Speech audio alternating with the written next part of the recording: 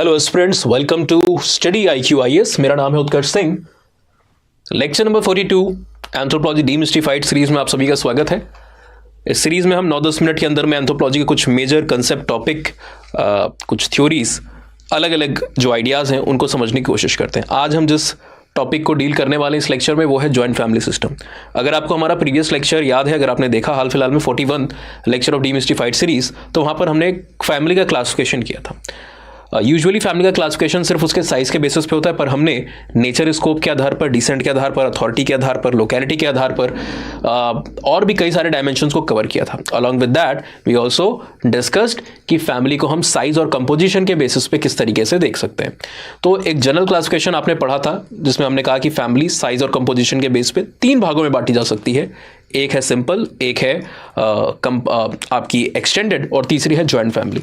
अब ऐसा नहीं है कि सारे स्कॉलर्स ने सेम क्लासिफिकेशन दिया है। बहुत सारे स्कॉलर्स ने, चाहे इंडिया में हो चाहे बाहर में, अपना अपना उन्होंने अपनी समझ से क्लासिफिकेशन दी है। जैसे एक इंडियन स्कॉलर है जिनका नाम है KP चट्टोपाध्याय, शॉर्ट में लिख रहे हैं, समय थोड़ा सा कम रहता है इस सीरीज में हमारे पास। इन्होंने जो क्लासिफिकेशन दिया है वो फैमिली को साइज और कंपोजिशन के बेसिस पे सिंपल, कंपाउंड और कंपोजिट के अंदर में बांटता है। ठीक है ना, कंपोजिट के अंदर में बांटता है। सिंपल के अंदर में सिर्फ पेरेंट रहेंगे, माता पिता, और उनके जो बच्चे हैं वो आपको यहाँ पर देखने को मिलेंगे। जैसे ही आप कंपाउंड फैमिली के अंदर में आते हो तो आपको फैमिली का एक एक्सटेंशन देखने को मिल रहा है। ठीक है ना, वहाँ पर जो मैरिड इंडिविजुअल्स हैं, मैरिड पार्टनर्स हैं, वो भी उस फैमिली का वहाँ पर हिस्सा बनते जाएंगे। और जब आप कंपोजिट के लेवल पर आओगे तो वहाँ पर लीनियल और कोलेटरल जो आपको जॉइंट फैमिलीज हैं वो इमर्ज होते हुए देखने को मिलेंगी। यानी कि फैमिली एक मल्टी जनरेशन स्ट्रक्चर को वहाँ पर ले रही होगी। जो कपल्स थे जिनकी शादी हुई थी बच्चों के साथ सिंपल फैमिली के अंदर में, कंपाउंड फैमिली का वहाँ पर निर्माण हुआ था। देन अब कंपाउंड फैमिली का भी फर्दर एक स्टेप आगे आप गए तो यहाँ पर कंपोजिट फैमिली बना। तो इनका भी एक क्लासिफिकेशन है, लेकिन हम यहाँ पर आज ये बात नहीं करने आए हैं। इंडिया के अंदर में काफ़ी यूनिक फैमिली सिस्टम आपको देखने को मिलता है जिसको हम कहते हैं जॉइंट फैमिली सिस्टम। जब हम इंडिया के सोशल स्ट्रक्चर, खासकर ट्रेडिशनल सोशल स्ट्रक्चर की बात करते हैं तो उसके कुछ 4 मेजर लेग्स या पिलर्स हमें देखने को मिलते हैं। एक है कि हमारी भाई विलेज बेस्ड सोसाइटी थी। दूसरा एग्रो पेस्टोरल टाइप का या एग्रेरियन इकोनॉमी हमारी हुआ करती थी। कास्ट और जाति के जो रिलेशंस हैं, है ना, ये काफ़ी इंपॉर्टेंट थे, यानी कि प्रिवेल कर रहे थे, वर्ण व्यवस्था, जाति प्रथा, कास्ट सिस्टम। और चौथा अगर आप देखते हो तो यहाँ पर जॉइंट फैमिली सिस्टम आपको देखने को मिलता है। तो ये 4 पिलर्स रहे। अब इन 4 पिलर्स में जब कई सारे बाहर के स्कॉलर्स हमारी जॉइंट फैमिली सिस्टम को पढ़ते हैं तो कई बार एक जो common idea of extended family है उसी के एक मॉडिफाई या इंडियनाइज वर्जन के रूप में इसको उन्होंने एंथ्रोपोलॉजी में प्रोजेक्ट किया है। बट इस बात से इंडियन स्कॉलर्स ने थोड़ा सा डिससेटिस्फैक्शन दिखाया है और उन्होंने अपनी अप्रोच के तहत जॉइंट फैमिली के अलग अलग पैरामीटर्स को यहाँ पर सामने रखा। एक काफ़ी अजीब बात यह भी है कि जब इंडियन स्कॉलर्स अपने सोशल सिस्टम के अंदर में जो ये जो यूनिक इंस्टीट्यूशन है जॉइंट फैमिली सिस्टम का, इसको जब वो बता रहे हैं तो बाहर के स्कॉलर से तो डिफर कर रहे हैं, लेकिन इंडिया के खुद के जो स्कॉलर्स हैं उनके बीच में भी कई बार यहाँ पर डिविजन्स या डिफरेंट थॉट्स आपको इमर्ज होते हुए देखने को मिलेंगे।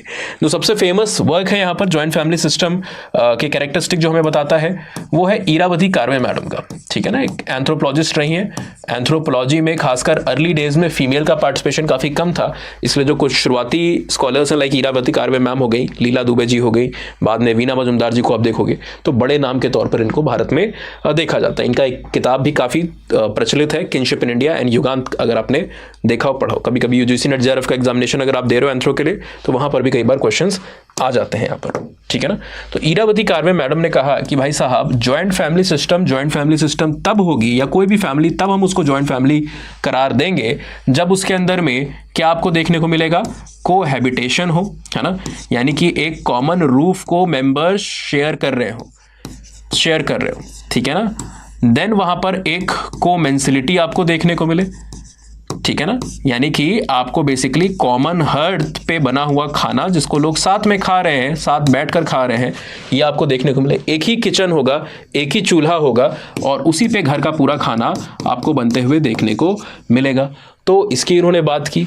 साथ ही साथ ये बात करते हैं जॉइंट प्रॉपर्टी की, कि जो प्रॉपर्टी है या जो फंड है फैमिली के वो जॉइंट इन नेचर देखने को मिलेंगे, है ना, दैट इज शेयर्ड देखने को मिलेंगे। कई बार क्या होता है कि फैमिली के अंदर में 3 ब्रदर्स हैं, एक ब्रदर का हो सकता है बिजनेस में लॉस हो या काम अच्छा ना चल रहा हो, तो ऐसा नहीं कि उसको थोड़ा अलग ट्रीटमेंट दिया जाएगा या फिर उसके बच्चे को फिर उसकी करंट इकोनॉमिक सिचुएशन के आधार पर ट्रीट किया जाएगा। अगर बाकी जो भाई हैं उनका काम अच्छा चल रहा है, उनके बच्चे शहर के बड़े स्कूल के अंदर में जा रहे हैं, तो ये जो भाई जिसका काम अभी अच्छा नहीं चल रहा है कुछ समय से, इसके भी बच्चे वहां पर जाएंगे और उसकी पढ़ाई लिखाई या जो भी उसकी नीड्स हैं उसको फुलफिल करने के लिए फैमिली का ये जॉइंट फंड जो है इसको यूटिलाइज किया जाएगा। ऐसा नहीं है कि उसके पास पैसे नहीं है तो उसको अलग से ट्रीट किया जाएगा, है ना। तो एक जॉइंट फंड भी आपको यहां पर देखने को मिलता है। नेक्स्ट, जो वी फीलिंग होती है मेंबर के बीच में, ये काफी ज्यादा हाई होती है, और साथ ही साथ जो सेल्फ इंटरेस्ट होता है ना, वो आपको कम देखने को मिलता है। लोगों के बीच में जुड़ाव जो है वो आपको यहां पर ज्यादा देखने को मिल रहा है। देन यहां पर जो कॉमन कुछ ऑब्लिगेशन होते हैं, कुछ कॉमन ऑब्लिगेशन होते हैं, दायित्व होते हैं, और साथ ही साथ इनके बीच में ये जो ऑब्लिगेशन है इसके साथ साथ कुछ आपको जो रिलीजियस कल्चरल फंक्शंस हैं इसको भी ये साथ में यहाँ पर अदा करते हैं, प्ले कर रहे होते हैं। तो इरावती कार्वे मैम ने अलग अलग समय पे अपने अपने वर्क में कई सारे आइडियाज़ को यहाँ पर जोड़ के देखा, जिन्होंने बताया कि अगर ये कैरेक्टरिस्टिक फीचर अगर ये देखने को मिल रहे हैं किसी फैमिली में तो उसको आप जॉइंट फैमिली कहोगे, नहीं मिल रहे हैं तो आप उसको नहीं कहो, ठीक है ना। कई बार क्या होता है कि एक ही फैमिली के अंदर में बहुत सारे लोग हैं, हो सकता है 3 जनरेशन वहाँ पर साथ रह रही हो, लेकिन वहाँ पर ये कॉमन हर्थ ना हो, अलग अलग फ्लोर पे अलग अलग किचन लोगों ने बना लिया हो, सबका अलग खाना बन रहा हो, सब अलग अलग खा रहे हो, और सब अपनी मेहनत अपनी कमाई के हिसाब से अपनी फैमिली जो न्यूक्लियर फैमिलीज है जो बच्चे हैं उसको ट्रीट कर रहे हो। तो यहाँ पर कभी कभी जॉइंट फैमिली का फिजन भी देखने को मिलता है ना। जैसे मूवीज़ में आप देखते हो या फिर कई बार जो कुछ सीरीज होती है उसमें आपने देखा होगा कि फैमिली में बंटवारा हो गया, तो बंटवारा यानी फिजन जब होता है जॉइंट फैमिली का, तो उसके अंदर में जॉइंटनेस की जो टेंडेंसी है वो खत्म हो जाती है। इसीलिए कह रही है कि कई बार नंबर के आधार पर अगर आप जाओगे तो आपको लगेगा कि हाँ बहुत सारे मेंबर्स हैं, कई जनरेशन रह रही है तो ये जॉइंट फैमिली है, लेकिन जॉइंट फैमिली नंबर से जॉइंट फैमिली नहीं बनती है, नंबर के साथ साथ ये कैरेक्टरिस्टिक फीचर भी होने चाहिए, ये उनकी जॉइंटनेस को दिखा रहे होते हैं। अब दूसरे जो स्कॉलर्स हैं, फॉर एग्जाम्पल जब आप IP देसाई, SC दुबे या फिर पॉलिन कोलेंडा की बात करोगे, है ना, ये इरावती मैडम के थोड़ा इस कैरेक्टरिस्टिक के थोड़ा सा अगेंस्ट है। कौन कौन? IP देसाई जो कि एक एंथ्रोपोलॉजिस्ट नहीं, इनफैक्ट एक सोशियोलॉजिस्ट आपको देखने को मिलेंगे। इसको छोड़ के पॉलिन कोलेंडा,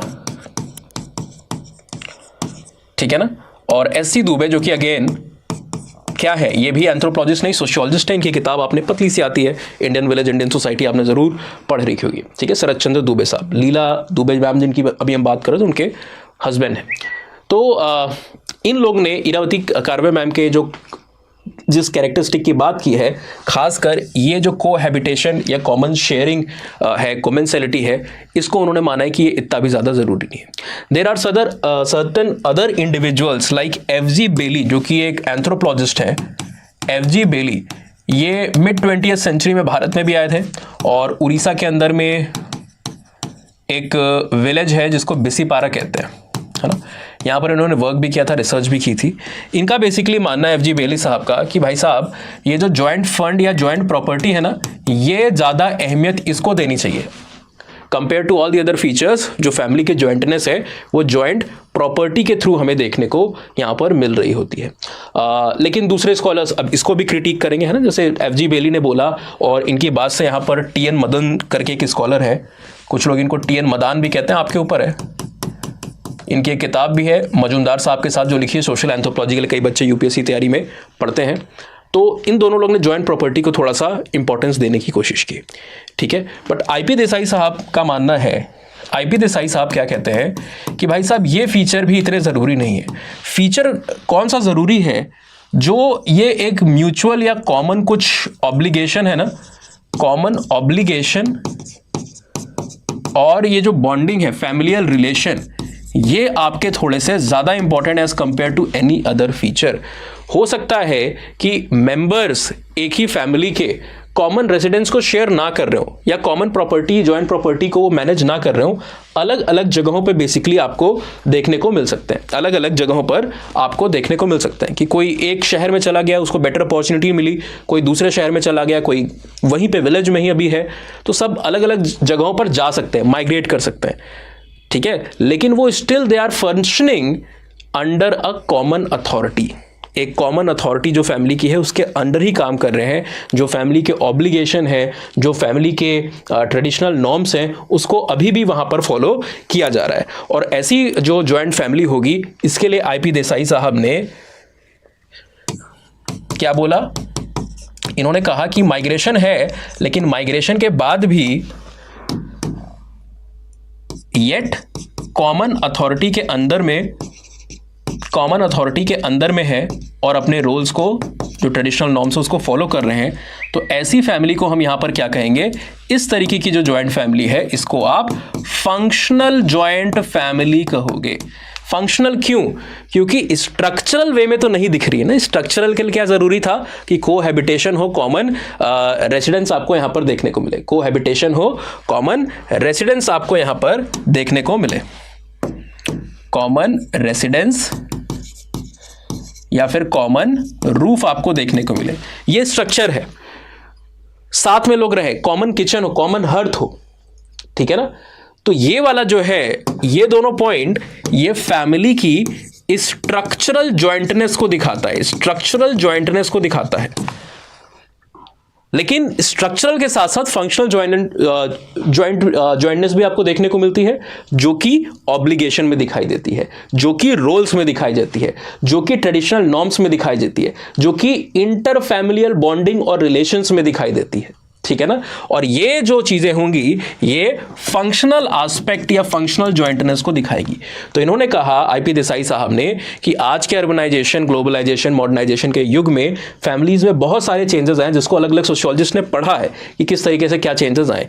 लेकिन ये अगर फिजिकल या स्ट्रक्चरल जॉइंटनेस खत्म भी हो चुकी है, तो भी हम उसको जॉइंट ही फैमिली कंसीडर करेंगे, अगर वो कॉमन अथॉरिटी के अंदर में एग्जिस्ट कर रही है। और ऐसी जॉइंट फैमिली को हम फंक्शनल जॉइंट फैमिली बोलेंगे कि स्ट्रक्चरल जॉइंटनेस तो नहीं रही, पर functional jointness is also important. Whereas Irawati Karve ma'am क्या कह रही थी कि ये दोनों फिजिकल और फंक्शनल, स्ट्रक्चरल, ये सारी जॉइंटनेस होगी तो ही वो जॉइंट फैमिली है। तो अलग अलग स्कॉलर्स ने अपने व्यू दिए हैं जॉइंट प्रॉपर्टी के ऊपर। एफजी बेली और तीरमदान यहाँ पर फोकस कर रहे हैं, ठीक है। और भी स्कॉलर्स हैं जिनके रिसर्च यहाँ पर जब हम लेक्चर्स में डिटेल में इसको पढ़ते हैं तो वहाँ पर डिस्कस किए जा सकते हैं। लेकिन यहाँ पर हमारे पास क्योंकि 9 ही 10 मिनट का समय होता है और 12 मिनट हो चुके हैं।